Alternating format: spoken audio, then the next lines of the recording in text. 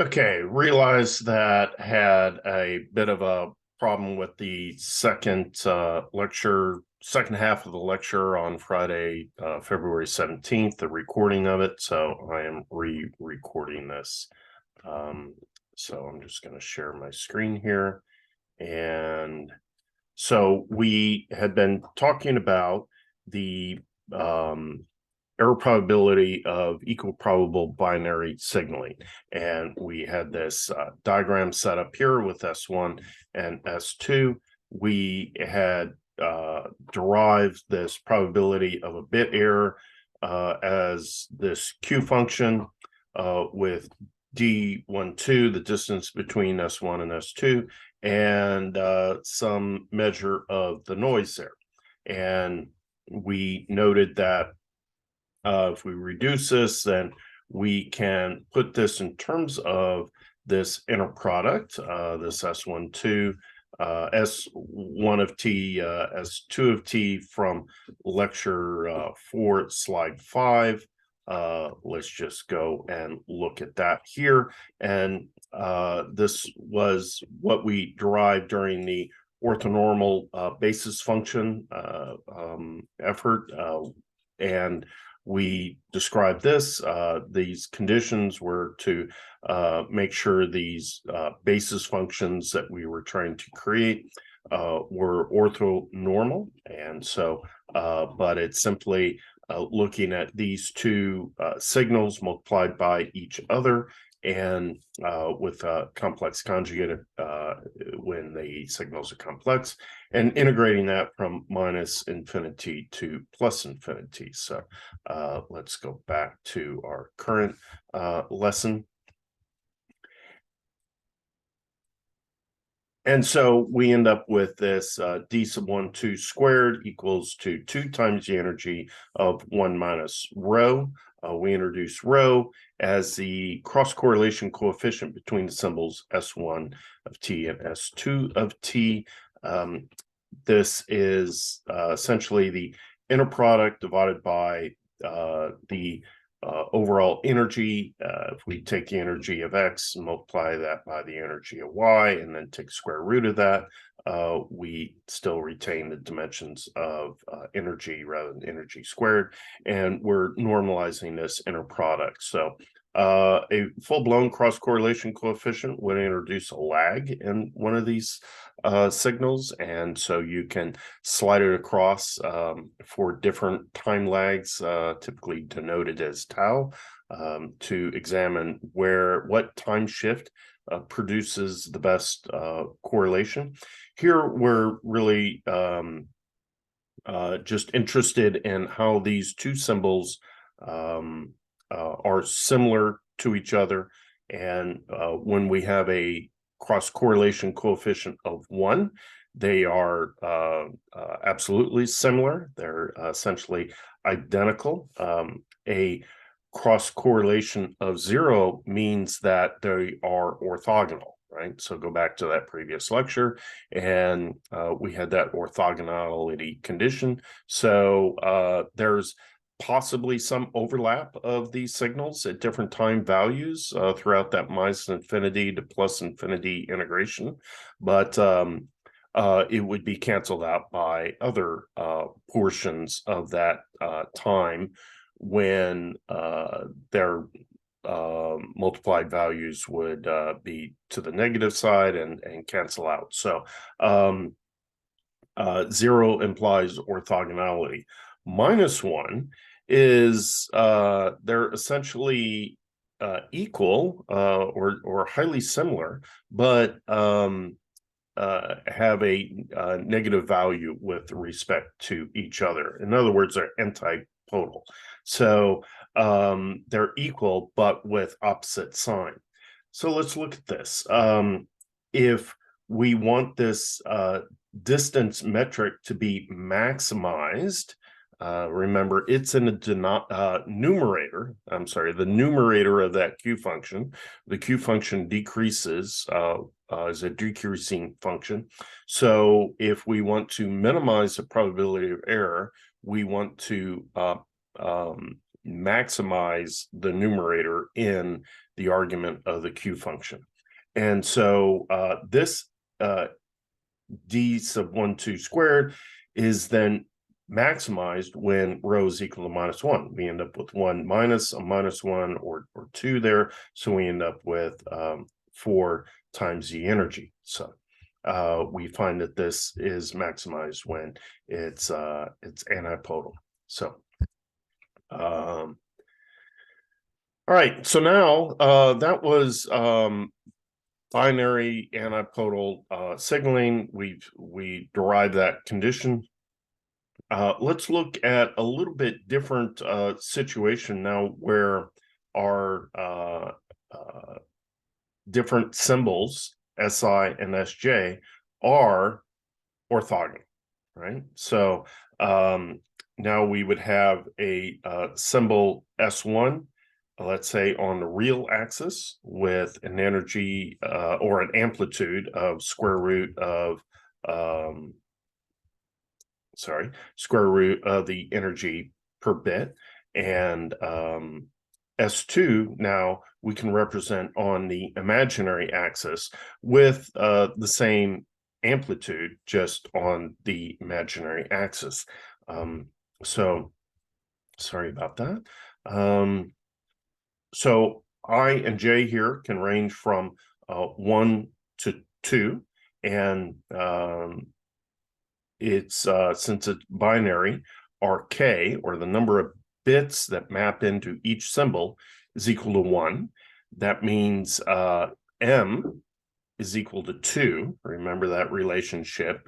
K is equal to log base 2 of M, or M is equal to 2 to the power of K. So we need 2 symbols to transmit a single bit to reflect whether that bit is a value of 0 or a value of 1. In this case, the energy of the symbol is the same as the energy we allocate to that 1 bit. And so we can represent that as just the script E instead of the EB or vice versa. So when we looked at that creation of basis functions, we didn't go into a lot of detail on how to derive these. That's just for the sake of time to move the course along to try to cover the amount of material that we want. So just understand that there are some processes to create these basis functions. What I'm most interested in you understanding is that there is a mapping that we use using these basis functions to represent these signals that are defined over time as vectors. Right? So these coefficients of these basis functions form vectors, and so we can represent these signals that are defined over time. Might have a pulse shape that is designed to match the characteristics of the channel. We'll get into that a little bit later in the course, very soon actually. And but instead of carrying along all that notation, we describe it in terms of these vectors that are derived using these basis functions to be able to approximate the signal, represent the signal using these vector coefficients. Right. So remember, vectors are simply the coefficients of a set of orthogonal basis functions. We sometimes call those unit vectors, right? And so in this case, we're going to define our basis function as phi j of t is equal to the particular signal defined over time, normalized by its energy or amplitude by taking the root value here. So now we can represent S1 as the root of the energy, comma 0, representing it as a point on the real axis, and S2 as 0, comma the root of the energy per bit, and so locating that on the imaginary axis. If we go through our rules now and we connect these two constellation points with a straight line, and now we draw an orthogonal bisecting line to that, so that the length from S2 to this line is the same as the length of S1 to this line, and that it is perpendicular normal to that line, then that is the boundary of our decision areas, and we end up with a decision area D2 that indicates to the receiver that it was likely that S2 was sent, but if the receive signal falls in the decision area D1, then the receiver is going to conclude that S1 was sent, right? So note that these are now orthogonal to each other, these signals. So what would we do? Now we can determine our D sub 1, 2 in terms of the energy per bit, right? So that's a little bit of geometry, looking at where this line is, where that line is, calculate that distance, right? And then we need to understand what is rho. And then we use the results on slide 6. Where was that? That's looking at this equation right here, the probability per bit, in terms of the Q function. So we're figuring out this D sub 1, 2, recognizing this 1 minus rho right there, right? So we can simply use this equation there, and then end up plugging it into this Q function, look those values up in a table or using a computer algorithm, and now we have the probability of an error of per bit, so probability of a bit error. Okay, so as it turns out, we will see that these probabilities of errors are related to the signal energy, or in this case, the bit energy, and the amount of noise power that we're dealing with. So we're going to define this ratio. In this case, we're going to call it gamma sub B, and that is the signal to noise ratio per bit. So we have the signal power up here, and or signal energy up here, and the noise energy on the denominator. It's a ratio. And so this is a dimensionless figure of merit.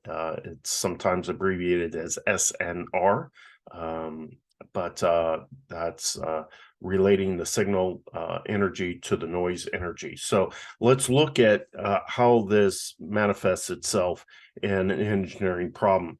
So I've just circled here 10 to the minus fifth on the y-axis. This is a very typical figure of merit that communication engineers look at. What this is meaning is that you are expecting to suffer 1 bit error for every 10 to the fifth bits that you send. So 10 to the fifth is 100,000. So if you send 100,000, you can expect to have 1 bit error out of all of those. So that 1 divided by 100,000, of course, is 10 to the minus fifth. This is really a function of your system and how accurate you need to be on your system. We do have in our toolbox abilities to detect errors and sometimes to correct them using things that are essentially sophisticated parity check errors, and hopefully you were introduced to parity concepts in either your digital logic or computer organization design or embedded systems course. But basically, it's the idea that we send a little bit of redundant information that is used to compare at the receiver, and we go through a calculation using that redundant information to try to determine if a if we suffered a bit error in the transmission, and then we can take means to correct that, either asking the transmitter to retransmit it, or sometimes if we use what we call forward error correction, we can potentially correct the error at the receiver if we have enough redundant information. So 10 to the minus fifth is a bit arbitrary. We might be concerned with less great performance. Okay, so as we go up this y-axis, we are seeing worse errors. 10 to the minus 2 would be that we would have one error for every 100 bits that we sent. So 10 to the minus 2 would be 1 out of 100. Think about that. If we sent 100,000 bits, then we would have expect to have 1,000-bit errors, compared to 10 to the minus fifth when we sent 100,000 bits and we only suffered 1. So going down this axis towards smaller and smaller values represents a harder and harder engineering challenge. So we have to work harder at our communication system. And basically, you see these results of the Q function for that are plotted for antipodal signals, where our rho is equal to -1, and our orthogonal signals, which here's a clue to the problem we set about on the previous slide to identify what rho is, and since it's orthogonal, rho is 0, right? So and there's a factor of a square root of 2 difference between these two. And so you see, as this SNR per bit, or this gamma B, increases, then our probability of a bit error is lower and lower, or superior, right? So as we increase the signal power, or we reduce the noise power. Remember, noise power energy is in the denominator. So if we decrease that, then this value is increased, the gamma SNR. So both of these are harder, right? It's harder to transmit more energy, and it's harder to create a lower noise environment. So moving to the right is just like moving down on this. It represents a more difficult engineering challenge. So what we'd really like is these curves to be pushed to the left on this graph. So here we see that there's about a 3 dB difference between the antipodal signaling and the orthogonal signaling here, where we have at the same level of bit error rate, 10 to the minus fifth, the antipodal is 3 dB better than the orthogonal signaling. So which one do you want to use? Well, if you use orthogonal signaling, then to get the same bit error rate, you've got to squeeze out an additional 3 dB of signal or noise. That's we know dBs are logarithmic, so 3 dB represents a doubling in the power that you would need to achieve this, right? So hopefully you've studied decibels before, but it's basically a power ratio 10 log base 10 of one power divided by another power, in this case the signal to noise ratio. So we're going to look at different means of pushing this curve to the left. Now we can trade that off with values of K, where K is the number of bits per symbol. There are some advantages in going to higher Ks because we get more information per unit time through the same channel. But as we'll see, we'll need higher and higher signal noise ratio in order to do that. So we're stuck with that trade-off. So this is kind of the money chart of a communications engineer's life. So this is what you're striving for, trying to achieve a certain bit error rate with the easiest signal to noise ratio as you can. Additionally, into this, you want to send as much information in a unit time as possible. So this all goes back to Shannon's capacity theorem that we looked at, I think, in the first lecture, or perhaps in a second lecture, and that is C is equal to the log base 2 of 1 minus or plus the signal to noise ratio. So that gives you relates your signal noise ratio to the best capacity that you can get. All right, so in the previous lecture on Tuesday, I think I kind of wasn't entirely clear on how the cumulative distribution function relates to the probability density function. So I wanted to clarify that here real quick. We see here illustrated in my crude drawing a Gaussian or normal type distribution. On the left-hand side, this is drawn in terms of the probability density function with a mean of m, and the width here is represented by its variance or standard deviation. And this gives you the likelihood of a random variable x lying between two different areas, right? So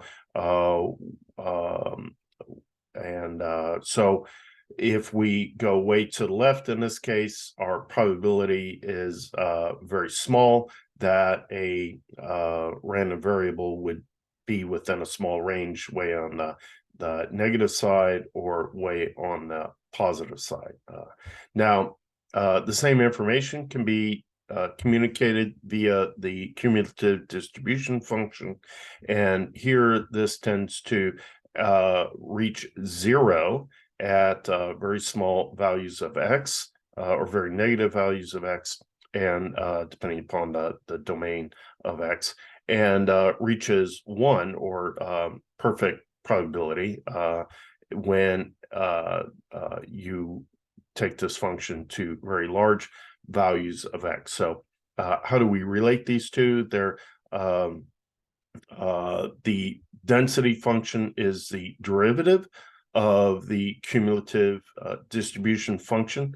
And so some interesting things here. The slope up here, remember, the derivative produces a slope.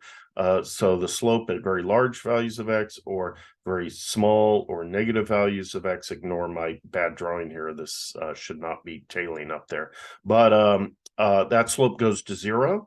And so we see that the value of the probability density function goes to 0 at those limits also. Around the mean, we have basically the maximum slope, so that when we take the derivative of this, it is giving us a maximum value right there. Conversely, we can move from the density function to the cumulative distribution function by integrating that function from minus infinity to the parameter x, and we introduce a dummy integration variable of u, du. So at any given value of x, we're going to integrate here on the left, and that's going to produce a certain value, and then we'll plot that value, right? And as we integrate, let's say, up to the mean, from minus infinity up to the mean, we'll get this maximum value, and so we'll have a point there. If we integrate a little bit farther, we add to, we continue to increase but at a slower rate, right? So for each delta x over here, we are only adding less and less. So our slope of this tends to start to fall off. As we integrate all the way out to x equals infinity, then we have integrated this entire region. What's the probability that the random variable x lies between minus infinity and plus infinity? Well, that's 1. So we understand that this cumulative distribution function should approach 1 at positive infinity. So I hope that clarifies that. Again, I hope that's a review from your previous coursework, but it is important in this field, so we want to make sure we really understand that. So hopefully I covered most of the material that you need from that failed recording of on Friday.